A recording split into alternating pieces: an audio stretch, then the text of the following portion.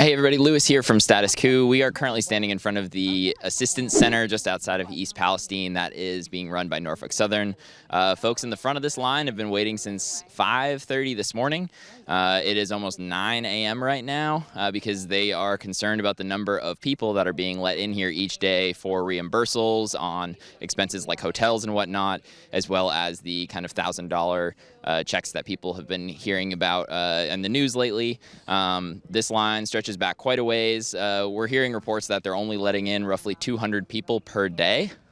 Seems a little crazy when you've got a town of 5,000 residents.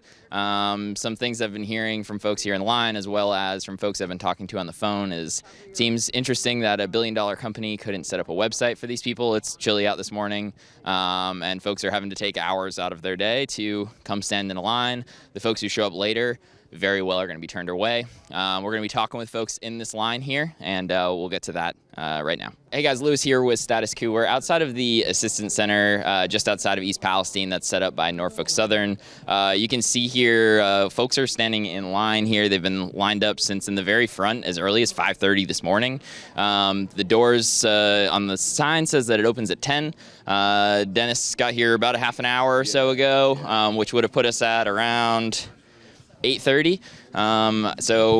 You know, I guess what has this whole process been like for you, having to jump through hoops to come do this? And can you just kind of explain what's going on here?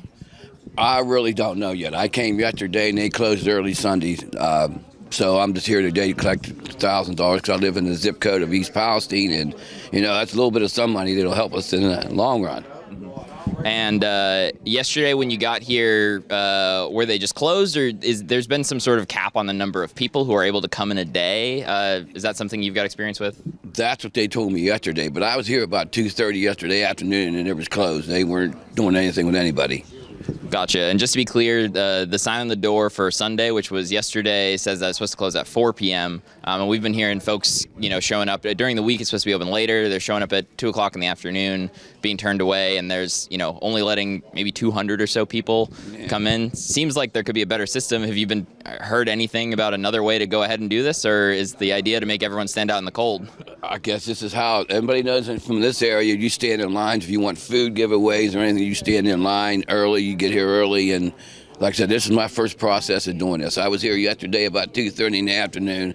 The place there was a guy in there, but they weren't doing anything with anybody. They weren't helping anybody yesterday at all. It's crazy to think that a billion-dollar company couldn't set up a website to do this for you all. Has you and your family or friends in town been faring okay, or having any abnormal health effects or anything like that? We've been talking to a lot of people who've been having a lot of different issues.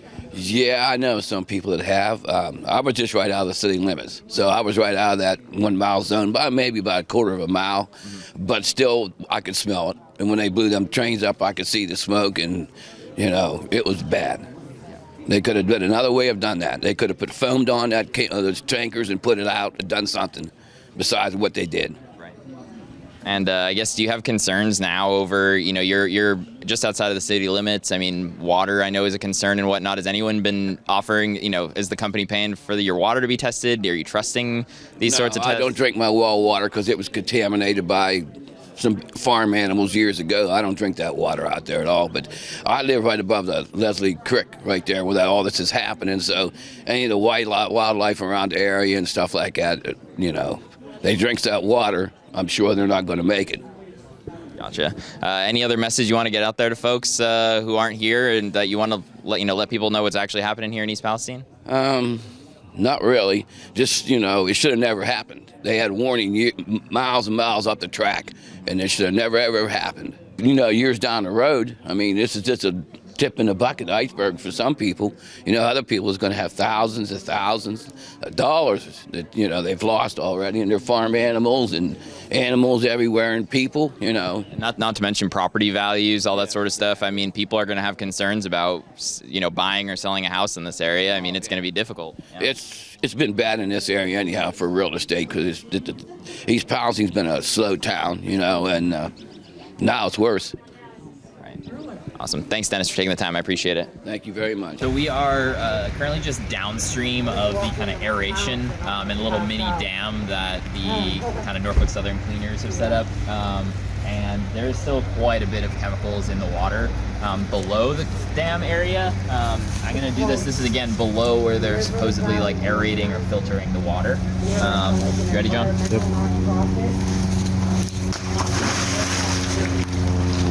And you can see all sorts of chemicals coming around, all against shore here on both sides. And this is below the area that has been cleaned by the filters and aerators. I don't know what the point is. And the smell, I mean, the smell is really bad. Oh, yeah. So I'm here with Barb. We're right on Clark Street here in East Palestine.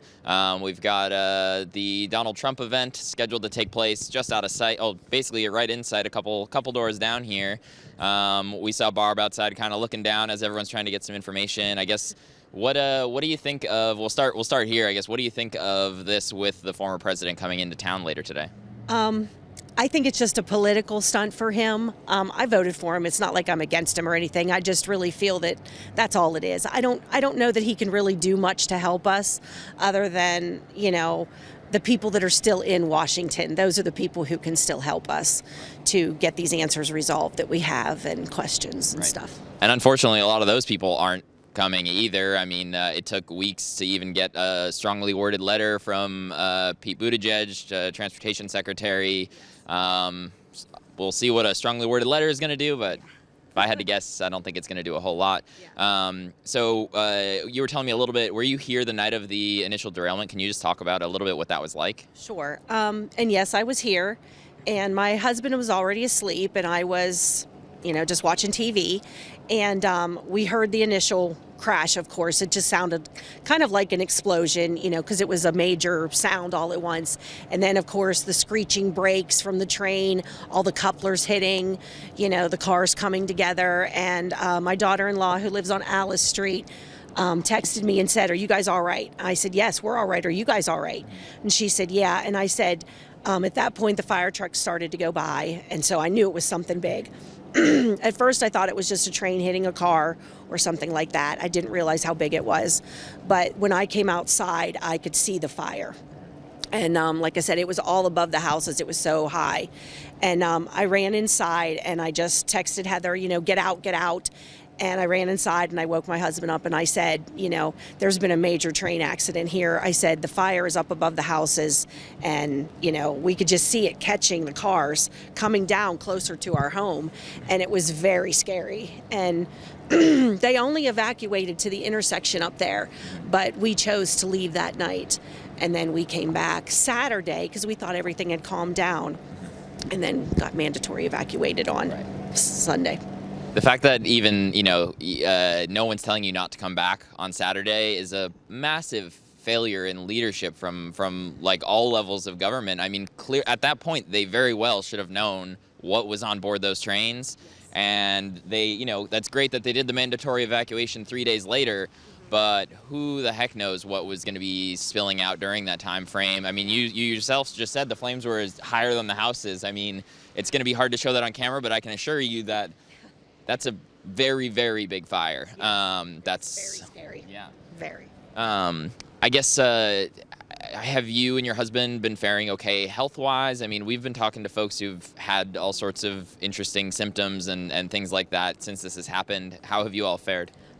We've actually been okay. We haven't had anything. The first night when we got to my mom and dad's, I did have a sore throat and I was coughing, but we just assumed that was from the smoke.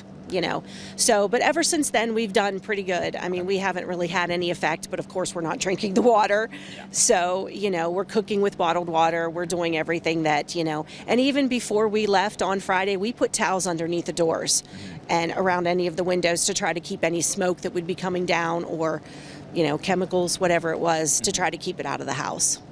That's good because, some residents we've gone, they've invited us into their homes and they were like, we had the windows open when this all happened and live close by or have homes that aren't as well sealed and didn't do that sort of thing. And even personally, again, it's hard to show, but like you can you go in and you smell something is off. You can feel it in your eyes a little bit.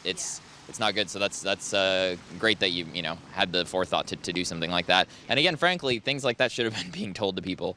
I agree. I wholeheartedly. We're just a small town, so we're not set up for this kind of accident. But a lot of people don't know what to do in this situation. And I think that every town should be notified. They should make a list that if this ever happens in your town, because we're not the only town that has train tracks in it. This could have happened anywhere in the United States. And we do need to be better prepared for this. I pray that it never happens again, but there's a possibility it could.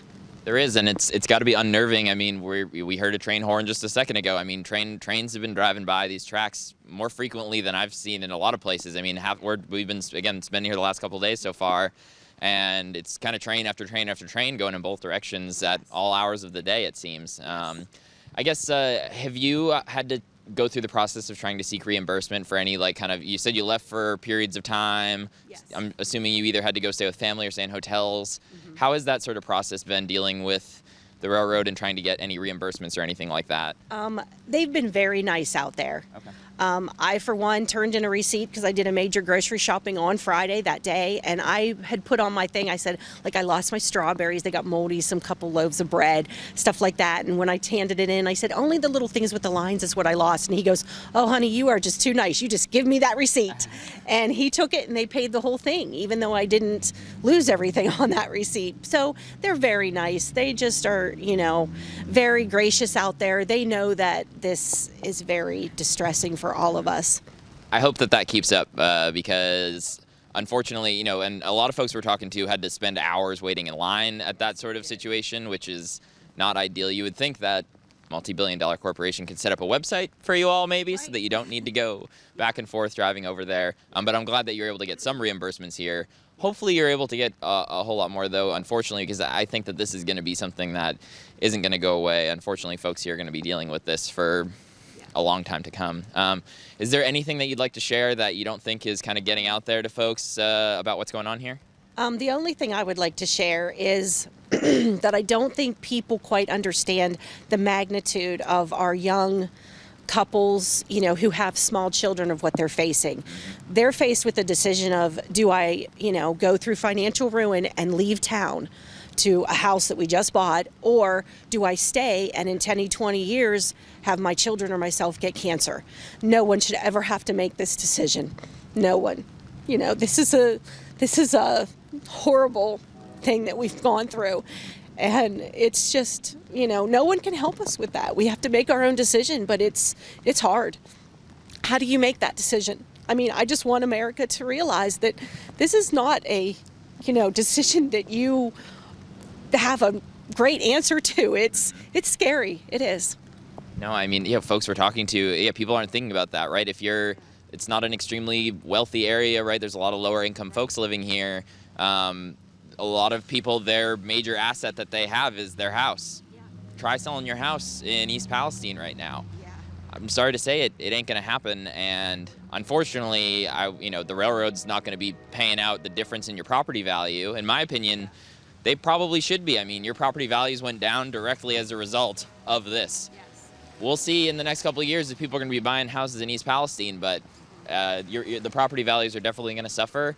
And that's the tough decision. It's like, do I pick up my family and move, and we are flat broke now? My job's here, my family's here, all this stuff is here. Mm-hmm. How are we going to make this happen? So, right. Yeah. Exactly. That's the scary part. And like I said, I don't quite think that people, quite understand it's, what a horrible decision this is. It's just, no one should ever have to make that decision. Never. Never. So. Agreed. Thank you so much for taking the time. Thank you.